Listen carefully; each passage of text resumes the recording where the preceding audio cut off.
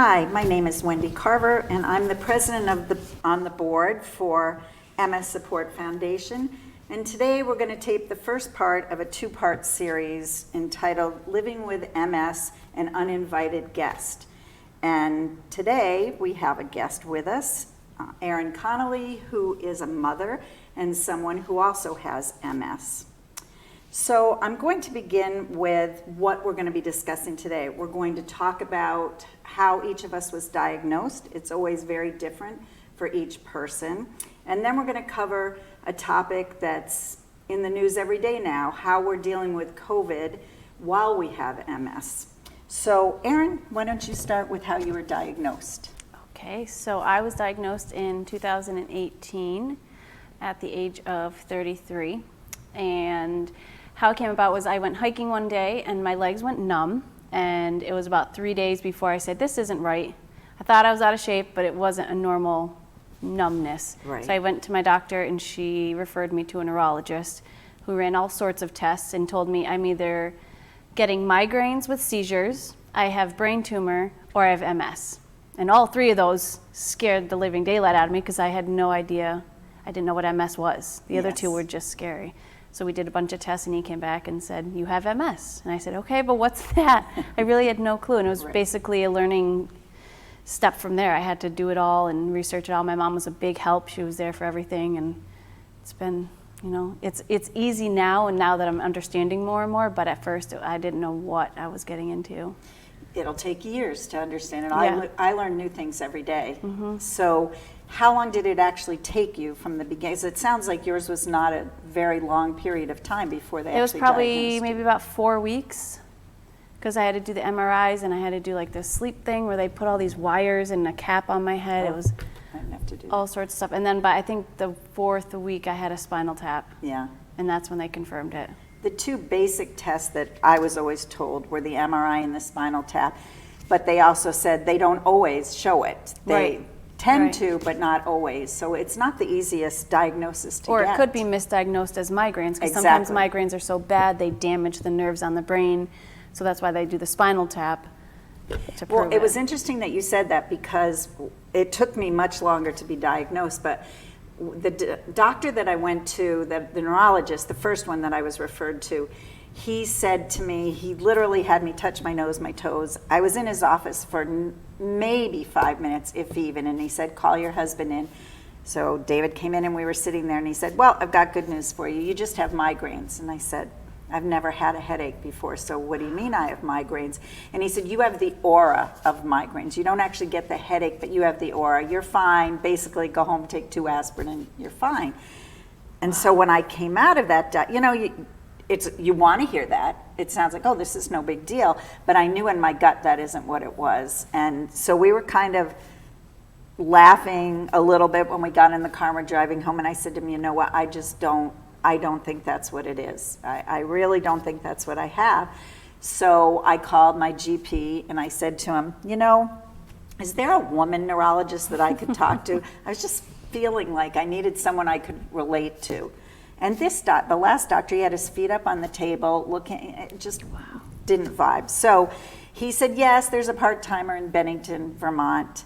And so he referred me to her, and I went in, and she was wonderful. I mean, she really was amazing. And at this point, it had been 3 months. Mm-hmm. So she told me, she listened to my symptoms, what I had, which were that I had my right arm would go, my fingers would curl, 2 of them, and then my whole right side would go limp, and then I would be exhausted for 3 days. And it only lasted 2 minutes, but then it was, And they also said to me, now that I'm thinking that it could have been a brain tumor. That's what my GP said, brain tumor, or never mentioned MS though. No. But so when that would happen, and I'd be so tired, and I'm thinking, this can't be a migraine. So the woman in Bennington was wonderful, and she talked to me for quite a while, asked me, and she set up an MRI and a lumbar puncture. And I said, because I did my own research, which is why it's very dangerous to go on the internet. Oh, yes. You think that you know what you're looking up, but I had decided I had epilepsy, no big deal. I could figure that out, work on that. So I said, so do you think I have epilepsy? And she said, no, dear. She said, I really think you have MS, which blew me away because I was alone. I didn't think I needed someone to go with me. Right. And all I knew about it, because I'm much older than you used to see commercials that would say, MS, the killer of young adults. So that's all that went on in my mind. It's like, oh my God, I'm going to die. You know, that's what you think about first. So the next day, my parents and David came with me, and we had all the tests, and they confirmed it, that is in fact what I had. And so I made an appointment. She really, no one said to me, okay, this is what it means. There were no treatments then. I mean, the old fashioned, I know some people actually had chemotherapy, but there were no drug treatments at that point. They put me on a Parkinson drug because, I don't know, because my arm would go limp, Your etc. symptoms, yeah. And I stayed on that for 2 years. I don't really know if it did anything. I did not have another exacerbation. But I decided to go to Boston and see an expert in MS. And he said to me, yes, he said, you have MS. He said, but I think it's going to be a mild form. Now, how he knew that, I have no idea. That's what he told me too. Yeah. I went to Boston too. I wanted a second opinion once the results came in. Right. I said, I want someone who specializes only in this. Exactly. And he said, I don't think I'm ever going to see you again. That's and I said, great. Really? Yeah. You're confident in that? He said, yeah, I don't see anything And I don't wrong. know how. I don't know how they know that, because you can, but whatever. They're the pros. They're the pros, and I have been relatively good, so I Yeah. listened to him. But he said to me, I don't want you to read any MS Society pamphlets. And I said, really? He said, because they need money for research, and so they're going to show you the worst case. You're going to see people in wheelchairs, he said, so I don't want you to even look at that. And I said, okay. While the National MS Society is amazing and they're so helpful, I guess you just don't have to look at their pamphlets if you don't want to. But they were really good. So I found it that I hear so many different stories about how people are diagnosed, and in our area it's also difficult. We don't have we don't have any neurologists here that are experts in it Right. at all. I mean, a neurologist obviously has to know a million different diseases. So unless they concentrate on that one. So I would recommend to people that have a local doctor, because you should always have someone locally, but go to an MS specialist once a year. Whether you go to Boston, Albany, wherever you go, but that way you've got a specialist that's looking at it, that if he sees something that's irregular and wants to see you more often, he can speak to the local doctor as well. That's great advice. Yeah, so that's kind of been the way that I lived, and until they started having drugs that could, and it started out with shots, and then there became pills. Now, are you on any Yes, kind of? I'm on the 3 day a week injections. Which Copaxone. Oh, really? When I was on Copaxone, I had to do it every day. No, just 3 times. That's good. Yeah. That's good. Yeah, I did that for 2 years. I had no problem with it. But I was in a lot of studies. My neurologist was in charge of a lot of studies. Good. And I think that really helped, so that I was always on things. And the other thing I loved about it is they're checking your heart, they're checking your lungs constantly. So I felt like, well, I probably won't have a heart attack. I won't have, as they're checking all those things. So I think what people need to know as far as a diagnosis is, if they don't think what they're hearing is accurate, they need to go with their gut. And you may have to travel a lot to find the right doctor. Right. And different doctors are right for different people. But it's really important that you go to someone who only deals with, or primarily deals with MS, like I said, even at least once a year. Exactly. So that you can take care of that. I agree. Okay, so those are how we started, how we were diagnosed. And now I want to talk about something that's really relevant at this moment, which is COVID, and how we're dealing with that, because we already have MS. That one of the worst things that you can have with MS is stress. And I would assume for you, but I know for me it has been so stressful with this, worrying that you're going to get it, etc. So how have you dealt with it? How have you felt about this? When it first came about, I was petrified, because the medication that I'm on is immunosuppressive. So even getting a cold puts me out for sometimes 3 weeks. Yep. With side effects and everything. So knowing that there's something out there that could potentially kill me and get it easier than most really, really scared me. So I was safe. I did all the grocery ordering home, and then I had 2 kids under the age that couldn't get it. Right. So a lot of it was fear. And then as it started to clear up and we could come out and I could be safe with a mask and still, keep our distance, we did that. But then actually last month, my son and I both got it. And he's not vaccinated. He's 12, but he's not vaccinated. I'm only half. And I was sick for 6 weeks. You both got, I didn't realize that. He was sick for 4 days. He had a sore throat and leg cramps, and I was What did you have? every single symptom. I still can't really taste or smell. Really? It was awful. And I had it in my lungs towards the middle of it, and they had me monitoring at the hospital. I went twice a week for almost 2 weeks because my oxygen levels were low, and they were worried that it was going to send me into being admitted, and I was petrified of all of it. Did they do any of, I know that they were giving IVs Yeah, for some. I wasn't what's the word I'm thinking of? A recipient of that. Oh. I wasn't able to because of my condition with MS or something. That's what my doctor Really? told me. Yeah. I would think Because that it could would cause make more you- damage than Oh. not, because my body might not be able to fight off the antibodies that it's trying to create, and now you're forcing it, and it might not have been good. I never really got a good answer. Well, I know for one that as far as the immunization goes, there were no studies done on people with MS. Yep. So again, it was another fear out there that which is more dangerous, which do you do, which don't you do. You were only half vaccinated though, Correct. right? So yeah, well, I've been lucky that I have not gotten it. But at the same time, my anxiety levels have been off the charts. I just, every day, it was like, oh my God, I have bad allergies, so every day I can't breathe. So I would say, oh my God, I have it today. This is it today. And then I was near people that had it. The first round was after Christmas, and it was actually family members, that whole family. My little grandson, my son-in-law, and my other baby grandson. My daughter did not get it. I don't know how. And so they called and said, Mom, we have some news. And immediately I said, don't tell me it has anything to do with COVID. So they had to tell me. I was lucky I did not have it, even though I was all over the kids and the baby. But, course. so you go and you get tested and you wait 2 weeks to hope that, even getting tested and it was negative, I thought, yeah, but tomorrow it could be positive or the next day. Well, because we found out my son's father had it, so we automatically had to quarantine for 7 days. And on day 5, we went and got tested, and it was negative. And they said, come back on day 7, even if it's negative. We're going to retest you again. We did the both rapid and the send out PCR. We went on day 7, my son tested positive, I tested negative, and they said, okay, well now you have to wait another 5 to 7 days. I said, I'm waiting 2 because if he tested positive, 2 and 2, so I waited another 2 days and I was negative or positive 2 days later. So it was, nobody's the same, everything is just, No, and it's you hard. just getting that negative doesn't mean a lot, or it didn't No. to me, because I kept thinking, well, maybe tomorrow it'll show up Exactly. and the next day. So you have to wait the full 14 days. So I was, and I was like you, I was very careful. I didn't get my groceries for a year and a half. I used service to bring them in. But then I had the fear because my husband was out every day. He was not home. He was doing construction, which they were allowed to do. Yep. So he was around all kinds of contractors. So he would come in, and on our porch, even though it was winter, he had to take his clothes off. He had to go take a shower immediately.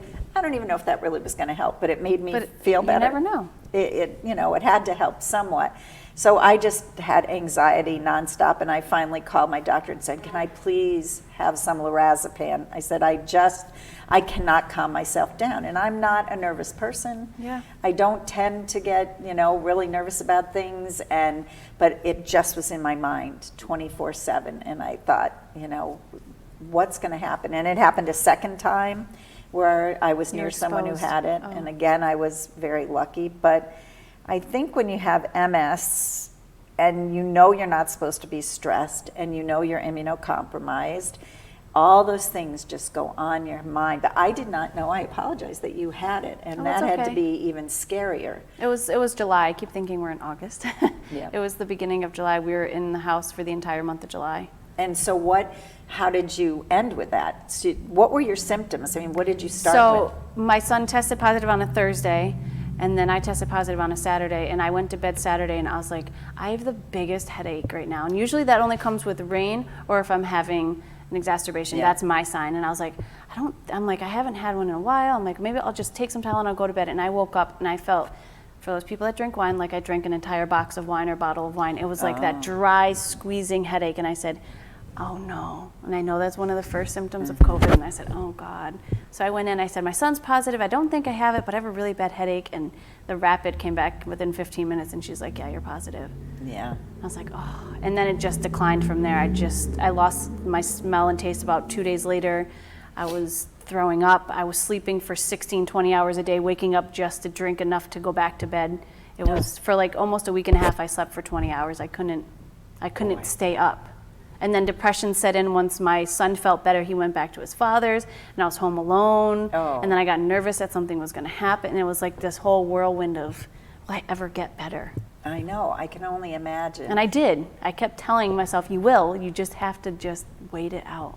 Don't care that you sleep 16, 20 hours a day. Don't care if you didn't eat today because your body can't physically do it. Right. Just worry about getting better. But did you have an issue with breathing? Because that's my fear. I always worry about. I had a woman tell me once in one of my previous lives. I had what the heck is it? Not cerebral palsy. When you can't breathe, cystic fibrosis. Oh my gosh. That I had cystic fibrosis, and so it was a carryover from that life apparently. Wow. But I do fear breathing is when so that's why another reason why this just. How was your breathing? It wasn't bad. Like I had the finger monitor to keep track of my oxygen levels at all time. It's just the little clip thing that they do at the doctors. And the lowest I got was 89, but it was only there for about 5-6 minutes. They said if it stayed anywhere below 90 for 10 minutes, then you have to go to the hospital. Yeah. So it was like 91, 92 when moving, and when I was still, it was about 95, which is average for someone. That's but I good. could feel my chest. I felt like I had a toddler sitting on my chest. It was heavy. I just had a heaviness. And I don't have asthma, so most people will say, well, that's how it feels to have asthma. You feel like you're just being constricted. Yeah. So I did get put on an inhaler after 3 weeks of feeling like that. My doctor's like, why didn't anyone give you one in the ER? That's what I was don't going to know. ask you because I know I have no people idea. were given inhalers. Yeah, they did eventually, and that helped tremendously. I think I would have asked for an oxygen tank and a Anything. cannula. I don't know. Yeah, that would just really scare me. But now last summer it was getting better, and now we're thrown right back into it Yeah. again. And now kids are getting it, this version of it, more with the Delta than before because I really wasn't worried about the kids. Right. So now I have 9 grandchildren, and most of them are going back to school. So I worry about that. You know, I said to my granddaughter the other day, she started school today, and I said, you know, honey, I'm not going to be able to hug you as much. You know, I'm just going to be a little nervous about it. And she said, oh, please don't be like Nana. Nana wouldn't even let us come to her house, her other grandmother. And I said, no, I'll be careful. Yeah. But, you know, Mimi likes to hug you and kiss you, and I probably can't won't be the do same. a lot Yeah. of that. So there's so many worries, and there's so many people, and one of the things that because of this that we need to know, it's so important for support, be it family. Support groups are amazing. We haven't been able to have ours with all the COVID restrictions, and we also have some people in the group that are not savvy with computers to be able to try to do it that way as well. So, but they'll call, if they have an issue, or I know Judy stays on top with it, our executive director, sending out some things to make sure everybody's feeling all right. But it's just so important, whether you talk to, someone else who has MS, you talk to your mother, your father, whoever, your husband, and, my husband is like, you're fine, you're never going to get it. Like, okay, well, from your mouth to God's ear, but, it's not true, I can get it. I got it from a child. Yeah. who got And I it think from an that's where a adult. lot of them, the kids, and now especially since it appears to me that Delta has really affected them. You really didn't hear about a lot of kids with the initial COVID. No. But right now, it's just really bad. And so we let our guard down last summer. We did. And now it's, we're thinking, oh, great. And I'm not so sure that after Delta passes a little bit that there isn't another one coming down the road. It sounds like, they do mutate. So it just makes it really hard. How did you feel supported during all this? I was pretty good. My mom was really on top of things, and I had family and I had friends dropping groceries off and checking in. My son did most of the corresponding because I just I couldn't stare at screens. I couldn't watch TV. I couldn't read, like, everything. I had vertigo. Oh, my everything goodness. that you could read on COVID I had, and it was terrible. So he was doing most of it, but if I needed someone, I would call my mom. I called her at 3 a.m. one day, and I said, I just need you. And she's like, I know. I know. It was hard. It was really hard. It's very hard. I can't even imagine. And then when you're sleeping, like, it's like when you're sick, when you sleep and you know you need it, but sometimes you're just sleeping because I'm like, I can't literally do anything. I can't go see anyone. I don't want to talk on the phone. I'm like, I'm just going to go to bed. Yeah. So I would go to bed at like 3 p.m. and sleep all the way through just because, Well, they tell you to do that anyway. Yeah. You need to rest. You need to get as much rest as you can. yeah.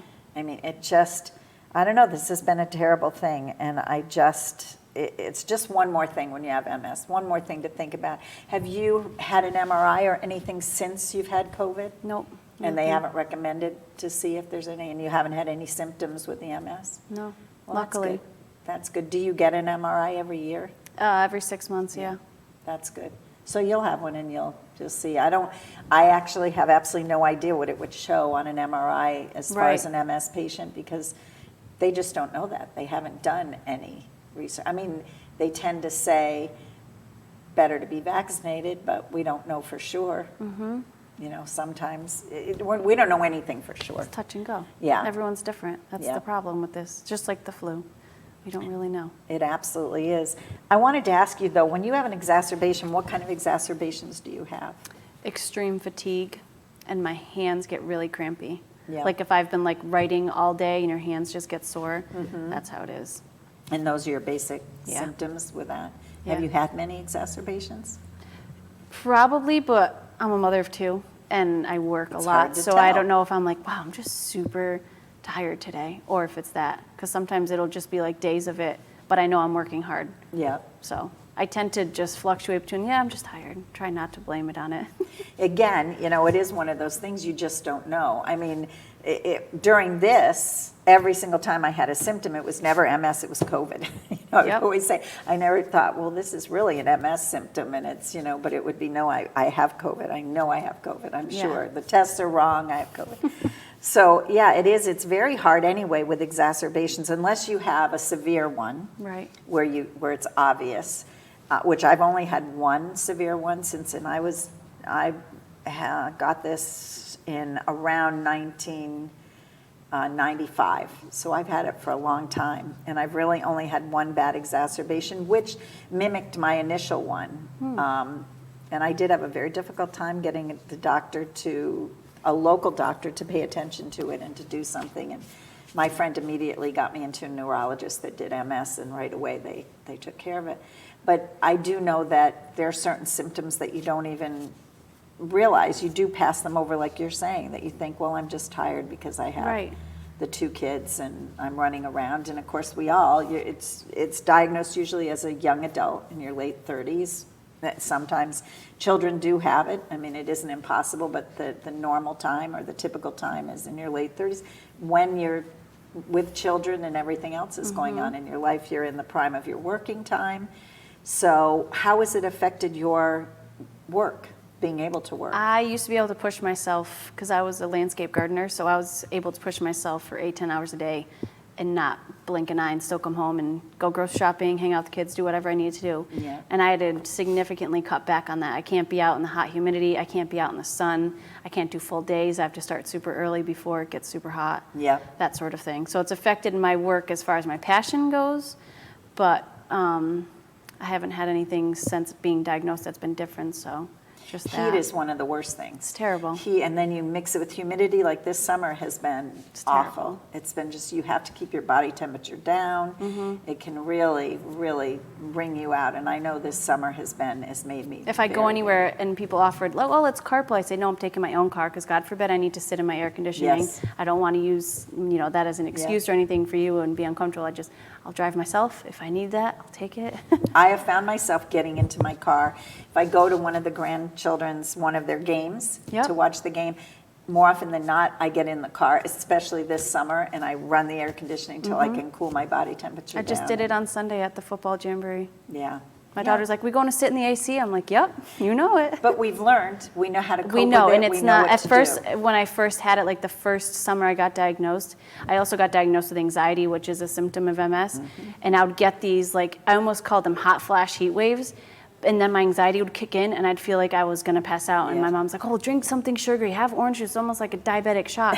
So I was like doing all these counteractive things, but they're also helping at the same time. But now that I see it, I'm like, all right, brain, don't overact. I'm just gonna go cool off. I'm gonna have a cold glass of water or go in the car, like something. But at first it was like, what is happening to me? Well, it's all new. It's When it panic. first happens, it is. Yeah. It's a total panic. You don't know if it's going to shoot you into a full exacerbation or is this. But the one thing that I've learned through the years and kind of as research has grown, I do know what I can do. And when I was younger, I would push through more than I should have, and then I'd be really tired. And that's one of the things I try to tell younger people like yourself when you're first diagnosed is learn to listen to your body. Learn to listen when it says to you, I'm really tired and please don't Absolutely. do more. And you feel a lot better that way. And you know not to be in the heat if you can't be in the heat, you know, have an umbrella, have a hat, something. Don't feel guilty about taking naps either. Exactly. I've learned to, I used to feel really guilty about at the end of the day between dinner, like I just need to have a lie down. Yep. And I would like have that mom guilt, like, no, you should be up, you should be doing something. But now I'm like, if I don't do that, I know that it could cause me in the long run the next day if I'm just overworked, overwhelmed, anything. And that's not going to help your children No. when that happens. No. So, and you know what? I found that kids are really resilient. They understand, and yours are little, and as they get older, but they understand that, geez, oh, mommy needs to take a nap. You know, mom just needs this little rest and then she'll be fine. Because I also found that kids get scared. They're Yep. scared when they know that their mom has something going on. Well, this was a good start for our first one, and I want to thank you so much for your time Thank today. you. I really appreciate it. And if anyone needs any more information about MS, please call us at the MS Support Foundation. We're at 85 Main Street, Suite 202. Our phone number is 413-664-2011. We have all kinds of pamphlets. We have all kinds of numbers, different places we can call to help you. Hopefully our support group will be coming again soon, but please feel free to call us. And thank you so much to the TV station for allowing us to do this.